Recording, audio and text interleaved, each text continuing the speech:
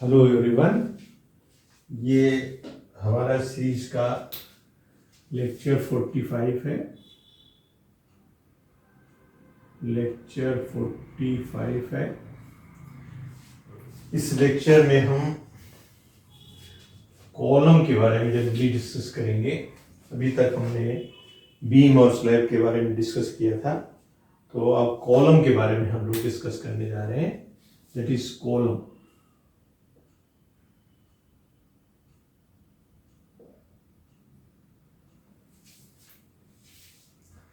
Column के बारे में डिस्कस करने के लिए, जैसे ये कॉलम क्या है, एक तरह का कंप्रेशन मेंबर है, और कंप्रेशन मेंबर में कुछ बेसिक चीज़ें हैं जो हम यहाँ चाहेंगे आपको डिस्कशन में चीज़ें लाएंगे। तो कॉलम में जो बेसिक में आपका मेन पॉइंट है कि कॉलम का शेप क्या होगा। शेप क्या होगा आपका, नंबर एक कि इसका शेप क्या होगा, दूसरा इसकी साइज क्या होगी, shape and size. Number three, minimum number of bars कितने लगेंगे, नंबर ऑफ बार्स कितना होगा। नंबर फोर, मिनिमम डाया बार क्या होगा, डाया बार्स क्या होगी, और मिनिमम स्टील कितना प्रोवाइड करेंगे, स्टील कितना प्रोवाइड करेंगे। लॉन्गिट्यूडनल सेक्शंस में मेन बार जो आप कह लीजिए, मेन में कितना करेंगे, मेन स्टील में कितना करेंगे। और इस तरह के क्वेश्चंस हैं कि इसकी जो मैक्सिमम इसेंट्रिसिटी है वो कितना रखेंगे, इसेंट्रिसिटी कितना रखेंगे। तो ये बेसिक चीज़ें हैं जो ज़रूरत पड़ती है हमें, कोई किसी भी कॉलम को डिज़ाइन करेंगे तो इसमें हमको इसकी ज़रूरत पड़ेगी। तो हम ये कहना चाहते हैं कि जैसे कॉलम का कोई भी शेप या साइज हो सकता है। आप जब कहीं काम करेंगे स्ट्रक्चर में तो आप देखेंगे कि आपका कॉलम का साइज प्रैक्टिस में जैसे कॉमनली आप यूज करेंगे तो इसमें शेप आपका क्या हो सकता है, can be shape can be square आप हो सकता है, इट कैन बी रेक्टेंगल हो सकता है, इट कैन बी सर्कुलर,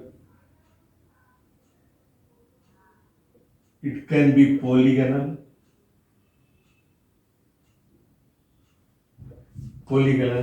या it can be combination of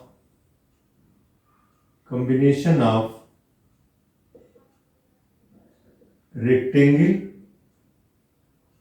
plus circular या रेक्टेंगल प्लस स्क्वायर। तो ये डिफरेंट टाइप के शेप्स आपको रिक्वायरमेंट के हिसाब से, आर्किटेक्चर रिक्वायरमेंट के हिसाब से हो सकता है। जैसे आप सामान्य बिल्डिंग में 3 स्टोरी तक बिल्डिंग में देखेंगे तो उसमें 2 तरह के प्रेफरेंसेस आते हैं, या तो आप स्क्वायर कॉलम लेंगे, रेक्टेंगल ले सकते हैं, या सर्कुलर। ये कॉमन हमारे यूज में आता है। लेकिन जब हम मल्टी स्टोरी बिल्डिंग बनाते हैं तो वहां पर शेप साइज में थोड़ा सा डिफरेंसेस आ जाते हैं। तो हम you can have square column आपके पास हो सकता है, दिस इज योर स्क्वायर सामने, जिसमें मान लीजिए ये डायमेंशन आपकी डी है और ये डायमेंशन आपकी बी है, बी और डी है। अगर बी और डी दोनों इक्वल हैं, बी बराबर डी है, तो आपका स्क्वायर कॉलम है। अगर इनमें कम ज्यादा हो गया तो आपका रेक्टेंगल कॉलम फेल करेगा। इसी तरह से you can have a circular column, ऐसे इस तरह से आप सर्कुलर कॉलम इस तरह से आपका हो सकता है, जिस तरह टाइप हो सकता है। या यू कैन हैव सब इस तरह से भी हो सकता है कि हम लोग कुछ इस तरह से डिजाइन करें, like this, in this way shape में हो सकता है column, like this is going in this वे, और इस तरह का कॉलम हो सकता है। या आपका हो सकता है कि ये जो सिरे हैं उनमें से सर्कुलर हो जाए, आपका इस तरह से सर्कुलर हो, और फिर सर्कुलर के बाद दूसरा भी यहाँ सर्किल टाइप का फ्रेम करें, ठीक है। और इस तरह से आपका 2 सर्किल टाइप में यहाँ इस तरह से कॉलम का कॉम्बिनेशन हो सकता है। मे भी डिफरेंट शेप के जो है आप सर्कुलर कॉलम या रेक्टेंगल कॉलम या पॉलीगोनल कॉलम, डिफरेंट टाइप के हेक्सागोनल कॉलम, कुछ भी आपके शेप साइज में आपका परिवर्तन हो सकता है। This can be something like this, this can be something like this can be, किसी भी फॉर्म में आपके कॉलम की साइज हो सकती है। अब यहाँ जो साइज आती है तो इसमें ये चीज आती है कि आप मिनिमम साइज क्या कंसीडर करेंगे। तो जनरली मिनिमम साइज के लिए हम जो कंसीडर करते हैं वो एक स्टेज में 200 mm तक आप ले सकते हैं।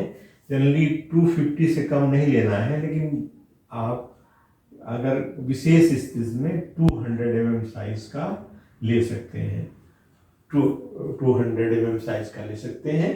तो जनरली 250 mm प्रेफरेबल रहते हैं, और एक स्पेशल केस में 200 mm साइज का भी चीजें आप ले सकते हैं कॉलम में।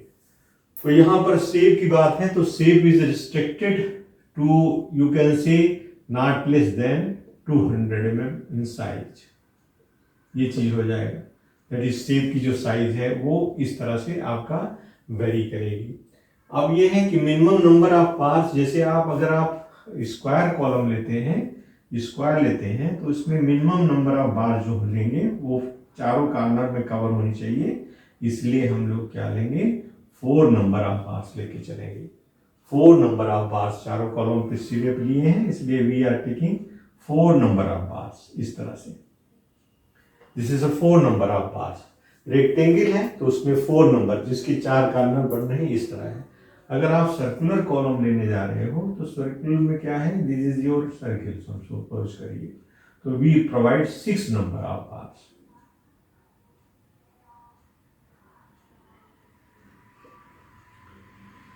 There is a 6 number of bar, minimum 6 number of bar, minimum 6, circular में minimum 6 number bar,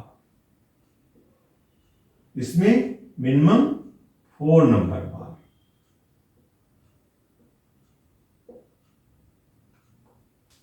four number of bars. तो इस तरह से मिनिमम नंबर ऑफ बार्स अगर आपसे पूछा जाए कि रेक्टेंगल या स्क्वायर हो तो कितना होना चाहिए, तो मिनिमम 4 होना चाहिए। अगर आपसे सर्किल के बारे में पूछा जाए तो मिनिमम कितना होना चाहिए, उसमें आप बताएंगे कि this should be not less than 6 number. इसी तरह से अगर आप देखें मिनिमम डाया बार की बात करें तो उसमें कोड का प्रोविजन है कि मिनिमम जो डाया है वो आप 12 mm से कम ना रखें। Should not be less then, should not be less then 5, should not be less than 12 mm, 12 mm से कम की सरिया ना प्रयोग करें। तो यहाँ पर इसका रिस्ट्रिक्शन हो गया कि आप जो है मिनिमम जो डाया करेंगे वो आपका 12 mm से कम नहीं होगा। अब आता है कि हम कितना, हाउ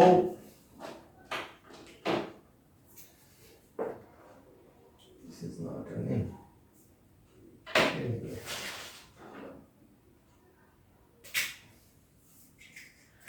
तो मिनिमम अब ये आ रहा है मिनिमम स्टील कितना प्रोवाइड करें। मिनिमम स्टील के लिए कोड ने प्रोविजन किया है। तो IS 456 में आप जाएंगे तो आपको पता लग जाएगा कि कितना हमको मिनिमम स्टील प्रोवाइड करना है। तो मिनिमम स्टील के लिए प्रोविजन है कि आप ग्रास क्रॉस सेक्शनल एरिया जो इसका है उसका 0.8%, minimum 0.8% of AG you can से, जो ग्रास क्रॉस सेक्शनल एरिया है। और मैक्सिमम जो प्रोवाइड कर सकते हैं वो आपका है 6%, लेकिन बेसिकली 6% है, लेकिन इसमें जैसे ट्रांसफर रिइंफोर्समेंट वगैरह लगते हैं तो जनरली 4% रिस्ट्रिक्शन में ये कोड का प्रोविजन 6% है, लेकिन लेटर ट्राइज या बहुत कंजेशन होने की वजह से कंक्रीट वगैरह ना जाने तो वहाँ पर ये मिनिमम जो है जनरली आप 4% के मैक्सिमम जो है प्रोवाइड करते हैं। प्रोविजन तो ये है, प्रोविजन ये है, दिस इज योर प्रोविजन, लेकिन प्रैक्टिस में प्रैक्टिकली हम जो है 4% से अधिक नहीं प्रोवाइड करते। मिनिमम जो है 0.8% और मैक्सिमम जो है 6% है, लेकिन 4% के आसपास प्रोवाइड करते हैं। This is all for this thing. अब यहाँ बात आती है कि जो आप जनरली कंप्रेशन मेंबर में जो हमारा कैसे हम इसको डिसाइड करेंगे कि पॉइंट्स हैं जो डिजाइन के, वो महत्वपूर्ण वो चीजों का हम चर्चा करेंगे भी वन बाय वन। अभी हम जैसे एक कॉलम का स्ट्रक्चर लेके चलते हैं, वो कैसे आप फील्ड में किस तरह से आपके सामने प्रॉब्लम आती है और कैसे उसका सॉल्यूशन करेंगे, तो वही चीज़ें हम यहाँ डिस्कस करने के लिए आपके पास हैं। तो मेनली क्या है कि कॉलम जो है वो कैटेगराइज जब करेंगे तो आपको कॉलम में दो चीज़ें आएंगी, या तो शॉर्ट कॉलम और सिलेंडर या लॉन्ग कॉलम, सिलेंडर और लॉन्ग कॉलम।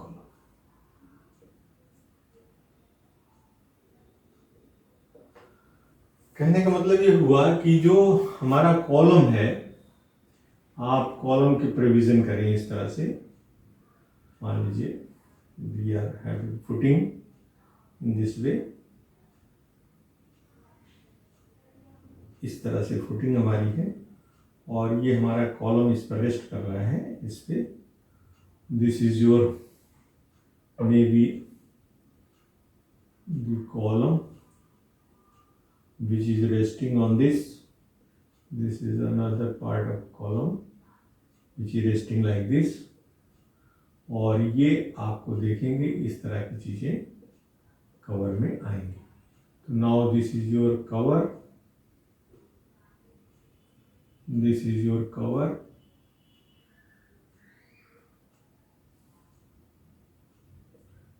ये इस तरह का कवर है और यहां पर हमने ये लेटरल टाइज, तो इसमें दिस इज एक्सटेंडेड LDR 12.5 जो भी है एक्सटेंड किया है और यहाँ पर हमारे रीइंफोर्समेंट लगा है। दिस इज योर फुटिंग है आपकी, this is your footing, this is your footing, और यहाँ से नीचे की तरफ हम जा रहे हैं। This is your may be some depth not less than 500, ये मान लीजिए। तो यहां पर क्या है, this is your cover, this is your cover, one point is cover, these are the lateral ties, lateral ties. जैसे बीम के केस में हम लोग क्या कहते थे, दिस इज पॉलीगॉन लिंक या लिंक आप बोलेंगे। तो जैसे बीम के केस में हम लोग स्टीरअप पढ़ते थे बीम में, और इसमें जो आपको लेटरल टाइज के रूप में बंधानी जो है लेटरल टाइज कहलाती है। तो लेटरल टाइज में हम लोग क्या है कि जो साइड में मेन रीइंफोर्समेंट है आपका, ये मान लीजिए मेन रीइंफोर्समेंट है, this is your main reinforcement,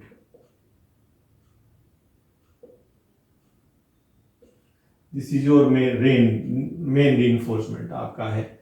तो ये क्रॉस सेक्शन मान लीजिए आप, अगर आप इसका ड्रा करें यहाँ पर, तो क्रॉस सेक्शन में मान लीजिए कोई भी शेप आपकी हो सकती है, रेक्टेंगल शेप है। तो यहाँ पर मान लीजिए आपने 4 सरिया दिया है, तो 4 नंबर बार्स हैं, तो इसके साथ ये लेटरल टाइज आपने लगा रखी है इस तरह से। तो these are the 4 number of bars,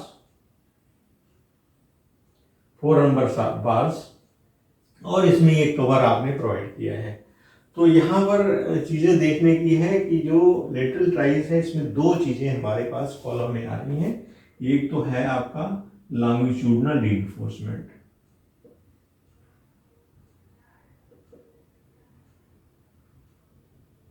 longitudinal reinforcement, दूसरा है ट्रांसवर्स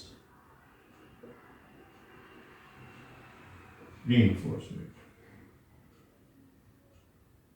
इसी ट्रांसफर रिफ्लो को टाई कहते हैं, या इसको हम हेलिक्स या हेलिकल रीइंफोर्समेंट भी कहते हैं। दो तरह से टाइज को प्रोवाइड कर सकते हैं, या तो आप बार्स यूज करेंगे या आप इसको स्पाइरल टाइप में स्पाइरल बाइंडिंग करके स्पाइरल चारों तरफ से पेरिफेरियल ऐसे घुमाते हुए ले जाएंगे, इस तरह की चीजें करेंगे। तो this is called the helix, right. और इस पॉइंट में इसको हम लोग यहां से यहां तक की डिस्टेंस के क्या बोलते हैं, this is called the pitch. और इसका जो है इसको बोलेंगे फाई टी आर, इसको phi T R. This is the main bars, main bars हैं ये, और ये जो है आपका फाई टी आर है, दैट इज लेटरल टाइज की डाया है।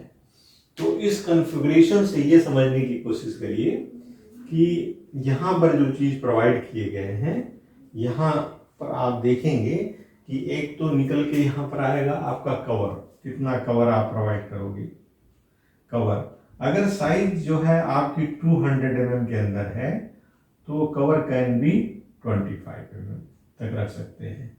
अगर साइज आपकी ज्यादा हो गई तो that you will provide generally column में 40 mm का कवर हम प्रोवाइड करेंगे। If size is more than 250 या समथिंग है तो cover will be provided not less then 40 mm, इस तरह का कवर आप प्रोवाइड करेंगे।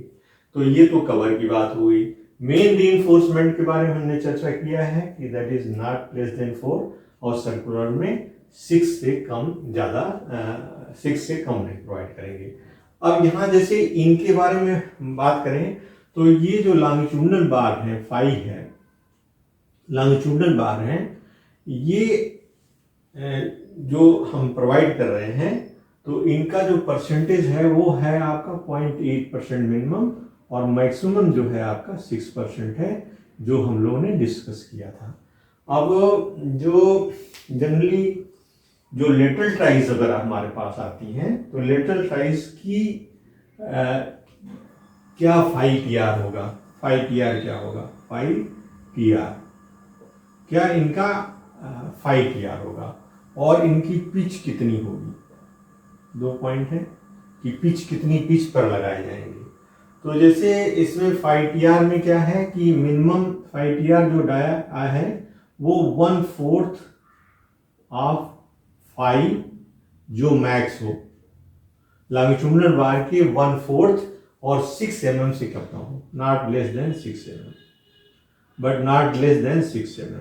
ये कंडीशन है जो आप टाई यहाँ लगाते हैं। तो जैसे मान लीजिए कि आपकी 20 mm की सरिया है तो 1/4 बाई 20 करेंगे तो 5 mm आएगा, लेकिन हमें 6 mm से कम नहीं तो 6 mm का प्रोवाइड करेंगे। 32 की आई तो उस हिसाब से आपको ये मालूम हो गया कि जो लेटरल टाइज आप प्रोवाइड करेंगे वो should not be less than 6 mm और 1/4 of the highest largest dia bar. Phi max माने phi means largest dia bar. और पिच के बारे में क्या है, पिच क्या है, कितनी स्पेसिंग पे इसको प्रोवाइड करेंगे, दिस इज योर पिच जो हमने बताया। पिच के लिए है कि मिनिमम डायमेंशन जो हो, डायमेंशन 65, जहां की 5 क्या है, स्मॉलेस्ट डाया ऑफ लॉन्गिट्यूडनल बार, ये हो गया। और 300 mm, इन तीनों में जो कम हो, लीस्ट ऑफ एबव। तो ये ध्यान देने की बात है कि ये आपसे पूछा जाए तो ये इसमें पिच निकालने में, फाई टी आर निकालने में आपको लार्जेस्ट डाया यूज कर रहे हैं और पिच निकालने में स्मॉलेस्ट डाया 16 टाइम्स, या मिनिमम डायमेंशन बी और डी में जो आप मान लीजिए ये हमारा डी है, ये this is your D, this is your B. तो बी और डी में जो कम हो वो आप ले लें, या 16.5 या 300 mm, ये है मैक्सिमम। इनमें से जो लीस्ट होगा वो आपकी स्पेसिंग यहाँ प्रोवाइड करेंगे। This is the we have to provide the. इसी तरह से हेलिकल रीइंफोर्समेंट में हम जो प्रोवाइड करते हैं वो भी इसका जो डाया है वो इसी से गवर्न हो रहा है। बाकी जो पिच की स्पेसिंग है वो थोड़ा सा चेंज है कि जो मैक्सिमम स्पेसिंग हम रख सकते हैं should not be greater than 75 mm, should not be greater than 3 time the core dia हो जो हम आपको बताएंगे। और ये should not be less than 25 mm। 25 mm से कम स्पेसिंग नहीं होनी चाहिए। 25 mm से थोड़ा सा ये चीजें को हम लोग बढ़ा के रखेंगे। that should be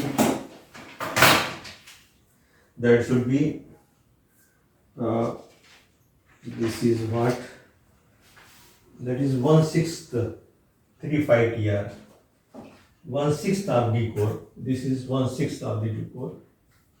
This is 1/6, not greater than 1/6 of the core. 3/5 TR and not 5 TR. Spacing should not be less than 3/5 TR. Not less than, this is not less than 3/5 TR. Not less than this. तो 3 value निकला है। Not greater than 75 mm से अधिक spacing नहीं होनी है और not greater than 1/6 of D core इसमें, और नॉट लेस देन 25 mm से कम स्पेसिंग ना हो और नॉट लेस देन 3/5 TR। ये आपके हेलिकल के लिए है। और जो हेलिकल का जो लैप होगा वो 1.5, जब लास्ट करेंगे तो लैप 1.5 टाइम्स होना चाहिए। लैप जो होगा, लैपिंग करेंगे आप, लैपिंग। तो ये थोड़े प्रोविजंस हैं जिसको कि लॉन्ग रन पे हम लोग और डिस्कस करेंगे, आगे भी डिस्कस करेंगे। लेकिन बेसिक चीजें हैं कि इस तरह के जैसे मेन रीइंफोर्समेंट आप यहाँ प्रोवाइड करें 12 mm से कम नहीं होगी, और ये परसेंटेज के हिसाब से दोनों 0.86 हो गया। और ये जो लेटरल टाइज हम उनके पिच और डाया के बारे में आपसे डिस्कशन किए हैं।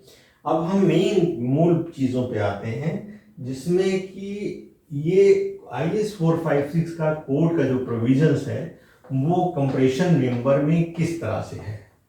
तो कंप्रेशन मेंबर में दो चीज़ें होंगी आपका।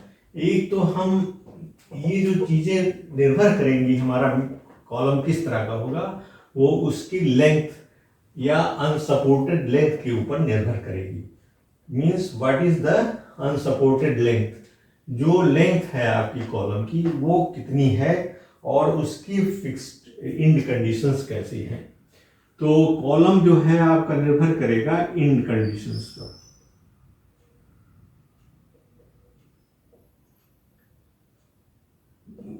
इंड कंडीशन पर निर्भर करेगा। तो यहां पर क्या है कि एल इफेक्टिव बोल सकते हैं, L effective by least lateral dimension, BRD कुछ भी हो सकता है। Least lateral dimension is less than 12, may be less than 12, may be greater than 12 होगा। अगर ये लेस देन 12 है तो ये शॉर्ट कॉलम की कैटेगरी में आएगा, शॉर्ट कॉलम हो जाएगा, ये शॉर्ट कॉलम हो जाएगा। अगर ये ज्यादा है तो this is your long column या सिलेंडर कॉलम के रूप में जाना जाएगा। ये आपको क्लियर हो गया। तो इस तरह के आरसीसी की डिजाइन में एल इफेक्टिव जो आपका आएगा वो क्या होगा, वो सपोर्ट कंडीशंस पर निर्भर करेगा। तो यहाँ पर जो सपोर्ट कंडीशंस है उनकी एक लैंग्वेज बना रखी है, तो उस लैंग्वेज पे हम जाएंगे जो कोड के प्रोविजन के हिसाब से दिया गया है। आपको ज्यादा बोर न लगे इसलिए हम थोड़ा सा डिस्कस करेंगे इसमें। Let us see where it is provided, appendix में होगा कहीं। This is in IS 456 page number 94। So this is in IS 45 means ये जो वैल्यूज है एल इफेक्टिव निकालने का, ये इसके इंड कंडीशंस पर निर्भर करेगी। वैसे से कॉलम आपका है तो कॉलम में क्या हो सकता है, ये सिरे डिफरेंट सिरे हो सकते हैं, ये सिरे आपका हिंज हो सकता है, ये हिंज हो सकता है, ये फिक्स हो सकता है हिंज, या डिफरेंट कॉम्बिनेशन हो सकते हैं जिसमें दो चीजें हैं। एक तो रिस्ट्रेंड जो है अगेंस्ट रोटेशन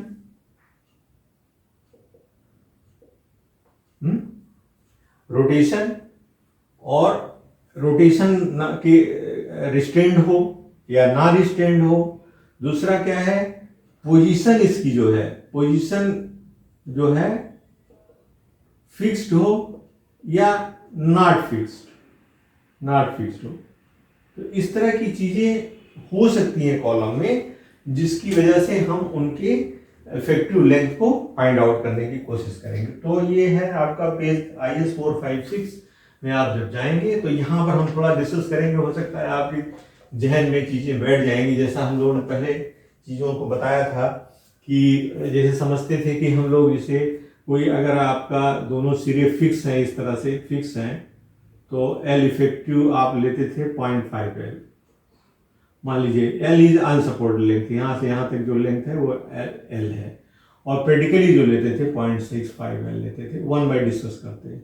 मान लीजिए आपका एक सिरा फिक्स है, दूसरा नहीं है, तो L इफेक्टिव इक्वल टू आप जो है 2L के बराबर लेते थे। तो ये चीज़ें हो गई। अब मान लीजिए एक आपका सिरा यहाँ हिंज है और ये दूसरा भी सिरा आपका हिंज है, तो L इफेक्टिव इक्वल्स टू आप L लेते थे। इस तरह से चीज़ें आपके जहन में होंगी कि जहाँ पर कि दोनों सिरे फिक्स हैं और एक सिरा फिक्स है और रोटेशन भी नहीं हो रहा है, तो ये कैंटिलीवर की तरह बिहेव कर रहा है, ये हिंज की तरह से बिहेव कर रहा है। और जब हम कभी ऐसे लेते थे कि ये एक सिरा फिक्स इस तरह से है, एक सिरा हिंज है, इस तरह एक तरह फिक्स है, एक तरह हिंज है, ये दूसरा सिरा, तो उस केस में हम लोग कुछ वैल्यू लेते थे, that is 0.8 L, practically 0.8 L के बराबर लेते थे L इफेक्टिव। तो वही चीजें हम जो है ये कोड के या कोड के लैंग्वेज में हम लोग यहाँ डिस्कस करने जा रहे हैं। उसको आप थोड़ा विजुलाइज करने की कोशिश करिएगा। मेन बेसिक वही है, लेकिन थोड़ा सा लैंग्वेज है जिसमें 7 टाइप की कैटेगरी को हम लोग डिस्कस करने जा रहे हैं आपके पास। तो with patience, this is table 28, page number 94, IS 456 2000। तो यहां पर क्या है कि degree of in restraint of compression member पहले नंबर पे है, degree of in restraint condition,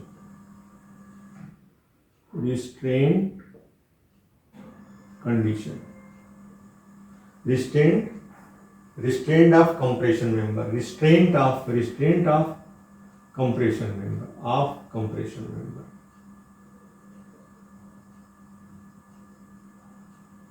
means degree of fixity. यहां सिंबल कैसे दिखाएंगे, सिंबल में कैसे दिखाएंगे इसको, then theoretical value of effective length, this is theoretical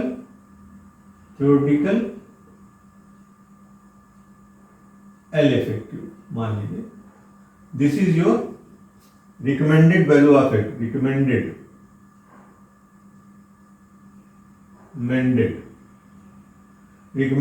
value of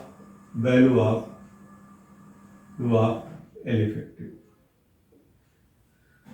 This is what? This is our 1 point, this is 2, this is 3 and this is 4. अब यहां देखेंगे कि कंडीशंस क्या है। जैसे बोलेंगे हम लैंग्वेज में इफेक्टिव हेल्ड इन पोजीशन, जैसे बोलते हैं, अगर यहां समझने की कोशिश करें, effectively held in position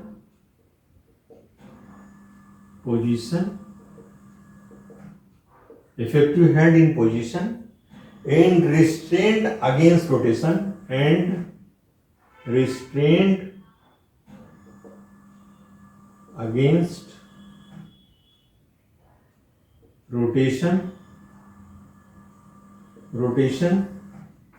in both end।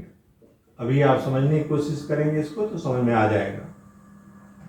इसका क्या मतलब हुआ, सिंबलिक रूप से हम लोग कैसे प्रेजेंट करेंगे इसको, this is your fix type of चीज, this is your fix type of चीज, this is your fix type tube. इसका डिफ्लेक्शन कैसा होगा,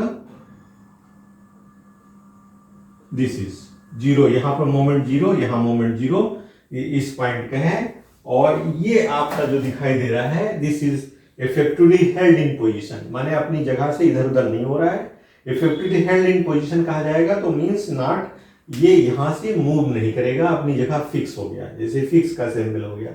एंड रिस्टेन्ड अगेन रोटेशन, अगर ये अपने तरफ घूमने की कोशिश कर रहा है वो भी फिक्स्ड है, इसका मतलब ये दिस इज ए टोटली, दोनों इंड क्या है, both ends are fixed fixed की कैटेगरी में आएंगे। तो यहाँ इसका वैल्यू क्या होगा 0.5 एल और यहाँ क्या होगा 0.65 एल। जो आप डिजाइन में यूज करोगे वो 0.65 एल को यूज करोगे, यू विल यूज 0.65 एल। अब दूसरा केस है effective held in position both in restrained again rotation at one end. तो दूसरा effective held in position at both ends, दूसरा है आपका this is one, this is second, effectively held in position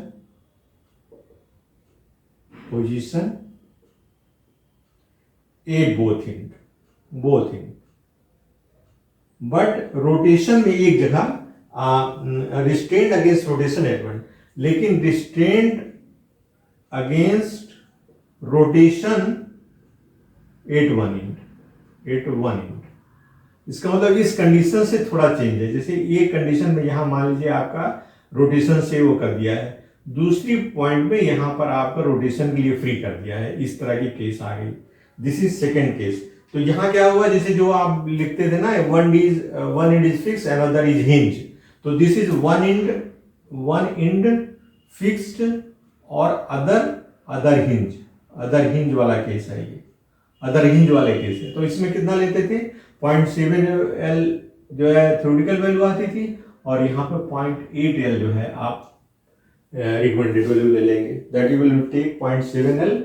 this is your hinge, effectively held in बोला जाएगा, held in position at both ends but restrained against rotation at one end. effectively held in position at both ends, restrained against rotation at one end।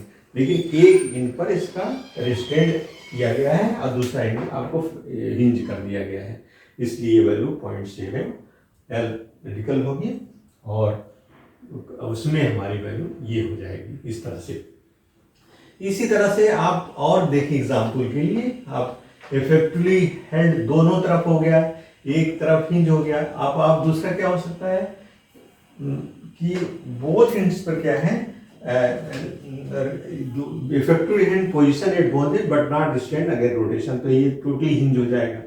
जब कहेंगे effectively held in position, यहां बोलेंगे effectively held in position माने अपनी जगह पे तो है, आगे पीछे रोटेट नहीं करेगा, लेकिन नॉट रिस्ट्रेंड अगेंस्ट रोटेशन। ये क्या केस हुआ, दोनों जीरे सिरे जो है आपके हिंज है मींस आप आगे पीछे नहीं जा सकते लेकिन अपनी जगह पर रोटेट कर सकते हैं, इसलिए ये क्या पोजीशन हो गई हिंज की पोजीशन में क्या होता था 1 एल, तो इसलिए एल इफेक्टिव का मान यहां क्या होगा, यहां होगा 1.0 एल और यहां भी क्या होगा 1.0 एल। ये केस क्या हुआ, effective held in position but not restrained against rotation. दोनों अपने रोटेशन मतलब आगे पीछे जाने के लिए तो फिक्स कर दिए गए हैं, लेकिन रोटेट करने के लिए फ्री है, इसलिए ये हिंज का कंडीशन होगा। बोथ एंड्स आर हिंज, इसको बोलेंगे दूसरी भाषा में बोथ एंड्स आर हिंज्ड। ठीक है, क्लियर हो गया, ये हिंज हो गया। इसके बाद फिर नेक्स्ट हम जो आते हैं that is effective held in position and restrained against rotation at one end. effectively held and restrained at one point, ठीक है। और दूसरी पॉइंट में क्या है, दूसरी पॉइंट में restrained rotation at one and other restrained against rotation but not held in position eight other and restrained eight other and restrained against rotation, no rotation, restrained against rotation but not held in position। ये क्या मतलब हुआ, इसका मतलब ये हुआ कि आपका जो पोजीशन है वो कुछ इस तरह से है, ये यहाँ पर जा सकता है, चेंज हो सकता है, लेकिन और ये वाला पॉइंट है, ये इस तरह से पॉइंट है आपका, इस तरह से देखने का लिए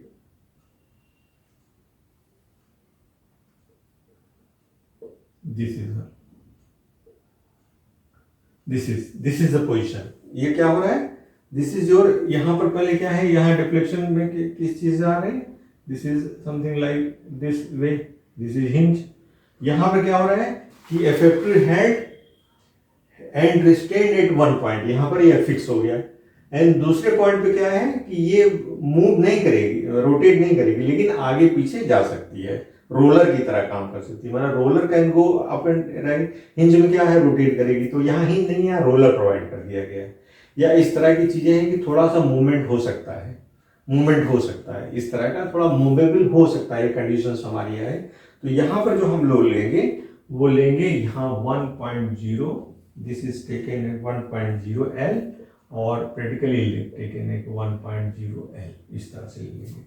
this is taken 1 effective hand position and restrained against rotation at one end and at the other restrained against rotation but not held, means ये घूमने के लिए मना है लेकिन आगे पीछे जाने के लिए मना नहीं है, इसलिए यहाँ पर हम लेंगे 1.20 L। ये थोड़ा ध्यान रखने की जरूरत है। इसके बाद नेक्स्ट है हमारा that is effectively held in position and restrained against rotation and at the other partially restrained against rotation but not held in position. Partially अगर आपका आएगा तो वहां पर हम लोग 1.5 देंगे। यही कंडीशन अगर आप पार्शियली हो जाए, मीन्स इफेक्टिव, ये नीचे वाली कंडीशन सेम है आपकी, लेकिन यहाँ पर जो कंडीशन हो रही है वो थोड़ा सा चेंज है। ये आपका ये शिफ्ट यहाँ हो रहा है, this is like this is behaving something like this, इस तरह से हो रहा है। तो इसमें पार्शियली वर्ड का यूज हुआ है, partially held in position, partially, दूसरा से partially held in position and restrained against rotation। और ये सिरा क्या है, ये सिरा है मतलब is effectively held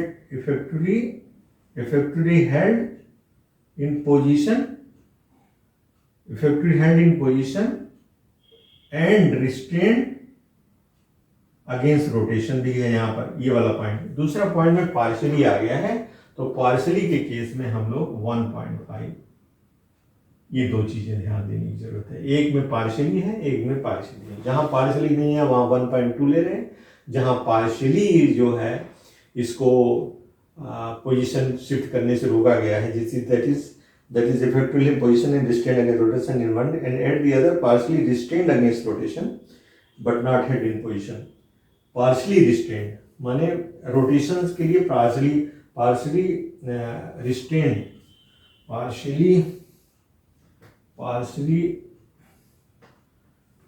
restrained against rotation, थोड़ा रोटेशन भी है, partially restrained against rotation but not in position, not held in position। थोड़ा सा this is effectively held in position restrained against rotation one end and other partially restrained against rotation but not held in position, means थोड़ा सा इसमें अंतर है कि इसमें partially restrained लगाया गया है। partially जो है रोटेशन के खिलाफ रोटेन, पार्शियली थोड़ा रिस्ट्रेंट है, पूरा रिस्ट्रेंट घूमने के लिए पूरी तरह से रोका नहीं गया है, बल्कि थोड़ा सा इसमें घुमाव भी है, इसलिए यहाँ 1 पॉइंट, यहाँ घुमाव एकदम नहीं है, यहाँ 1.2L आप यूज कर रहे हैं, ये हो जाएगा।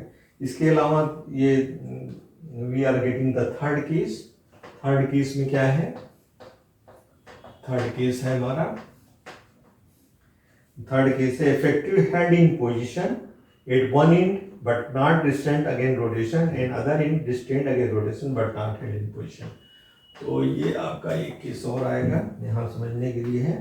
effectively held in position at one end, तो effectively held in position one end, यहाँ पर आगे पीछे नहीं जा रहा है, held effectively held in position at in one but not restrained अगर रोटेशन, तो ये यहाँ पर हिंज हो गया, not against rotation, this is against end other in restrained against rotation, तो ये रिस्ट्रेंड अगर रोटेशन माने फिक्स, थोड़ा सा ये इस तरह से हमारा है, इस तरह से है, और ये आगे बढ़ करके कुछ इस तरह से हो जा रहा है,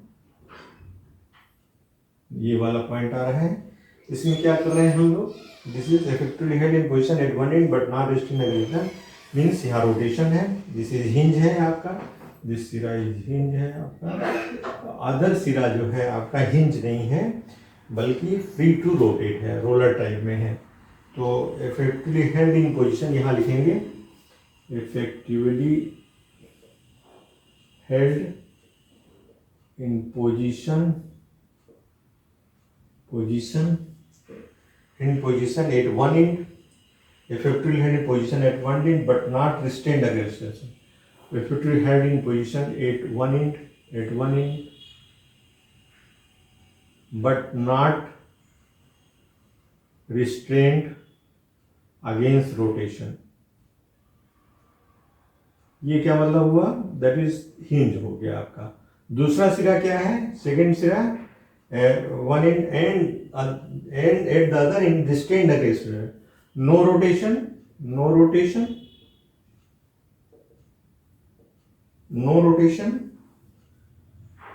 but not held in position, no rotation or not held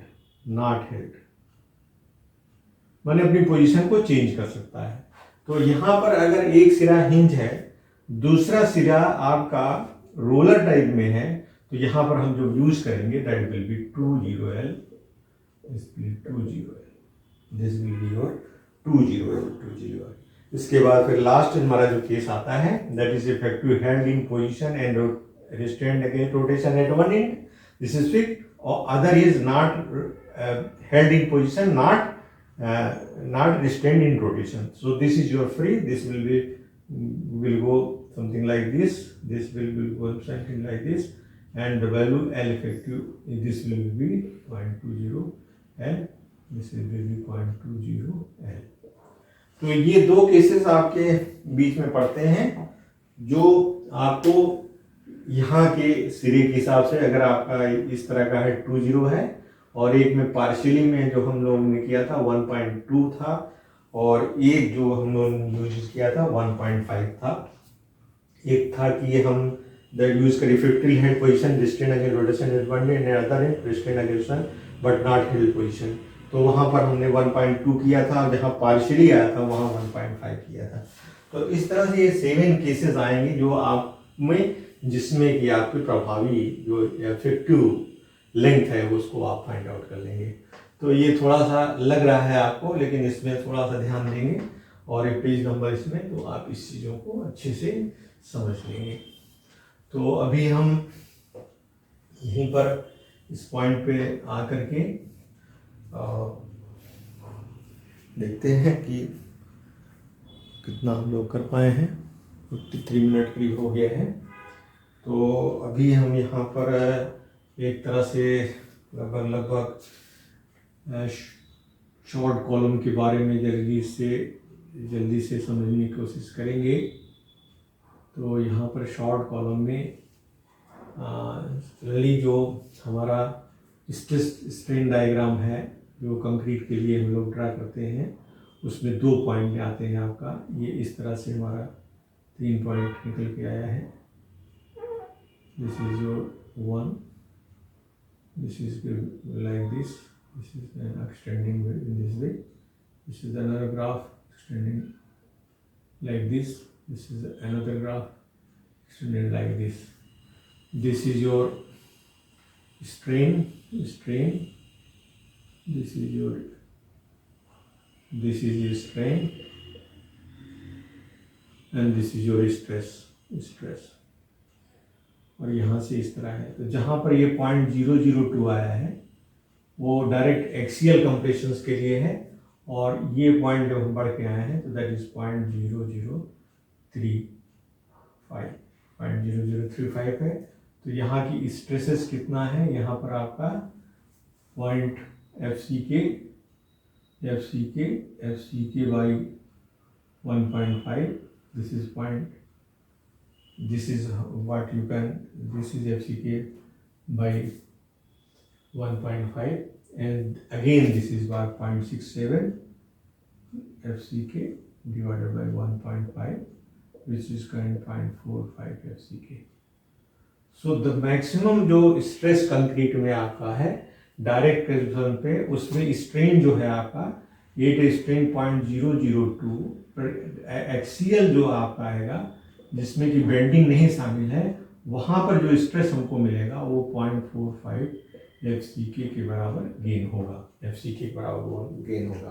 code ने इस तरह की प्रोविजंस किया है। जहाँ पर एक्सियल और बेंडिंग दोनों का कॉम्बिनेशन आया है, वहाँ पर जो स्ट्रेस हमारा इस तरह से आया हुआ है, स्ट्रेन जो भी आप कह लीजिए, इस पॉइंट से मान लीजिए ये आपका आ रहा है, this is something like this is 0.002, this is 0.0035, यहाँ पर आपका चेंज हुआ है।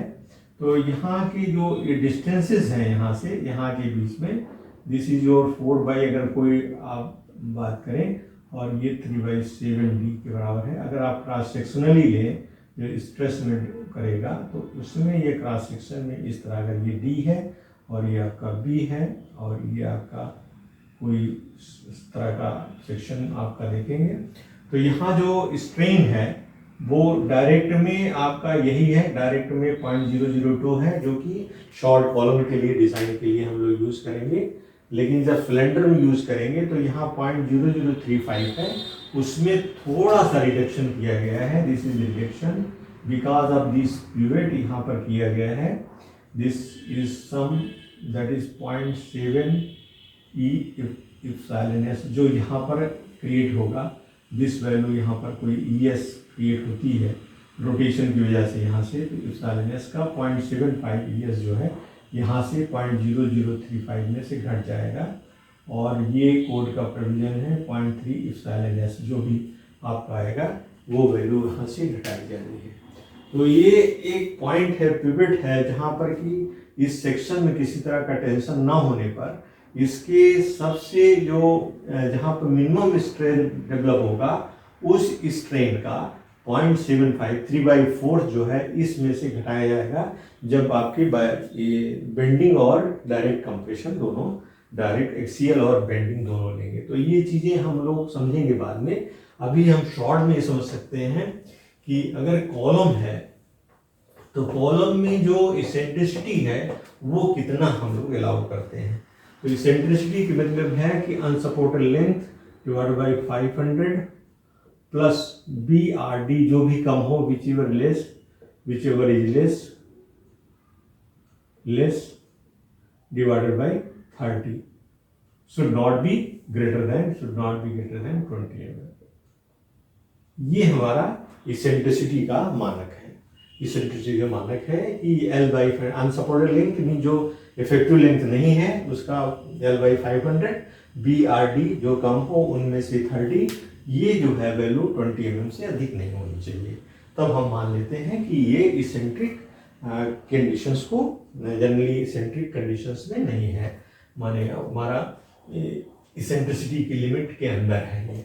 This is your value, this is very important, आप इसको ध्यान में रखेंगे।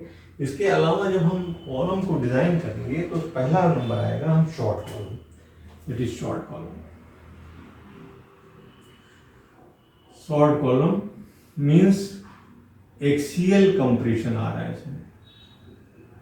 एक्सियल कंप्रेशन आने का मतलब ये हुआ कि इसमें जो हमारा सेक्शन होगा, जैसे मान लीजिए आपका ये सेक्शन है, तो सेक्शन का लिमिट ये है, कोड प्रोवाइड करता है। जैसे मान लीजिए ये आपका यहाँ पर ये सेंटर लाइन है इसकी, इससे जो आप यहाँ जाओगे 0.05D, this is your dimension, मान लीजिए ये आपका D डायमेंशन है, तो D का 5% 0.05D तक अगर आपका जो फोर्स यहाँ पर लग रहा है, जो फोर्स आ रहा है पीयू फोर्स आ रहा है, उसकी इसेंट्रिसिटी अगर 0.05d तक वेरी करती है लेफ्ट राइट में, तो उसको इसेंट्रिक कॉलम नहीं माना जाएगा, उसको आप एक्सियल कॉलम की तरह से ही आप बिहेव करेंगे और उसको डिजाइन करेंगे।